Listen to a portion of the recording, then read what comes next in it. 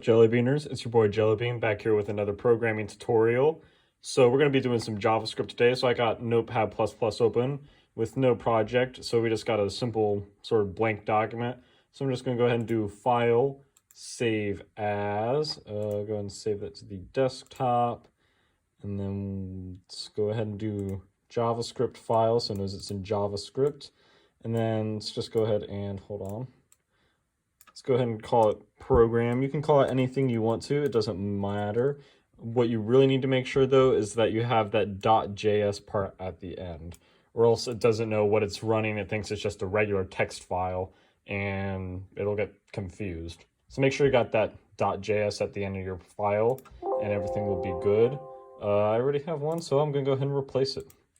So let's go ahead and just write a simple file here so we can get acquainted with JavaScript. I'm going to go and do console, and I'm going to use a Notepad++ thing there as well, console.log,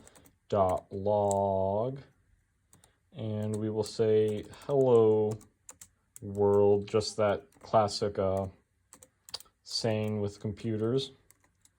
And then let's go ahead and explain this all. So first off, you saw me put a semicolon right there at the end. We put that at the end of every JavaScript file, so that way we know it's the end of a function, and otherwise it'll throw an error and it'll get confused. It'll say, where's the end of the function? So there's that. And then what we're saying right here is, all right, we're gonna log to the console. So we're gonna log to the console, we're gonna write to the console, and we're gonna say whatever is in here. This is like our arguments, our parameters, whatever you wanna call it. That's what that is. And make sure it's in quotation marks as well, or else it'll say, what are you trying to say to me?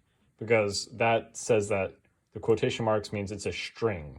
And a string is like a character or a letter. It's basically anything that's not a number, stuff like that. So if you put in quotation marks, it'll mean it's a word. So you're probably wondering, all right, we wrote this, how do we run it now? So what we're gonna do here is we're gonna open up command prompt. This was the quote unquote console I was talking about, and then we're going to use a program called Node. That's what we use to run it. And then so node program.js, let's see,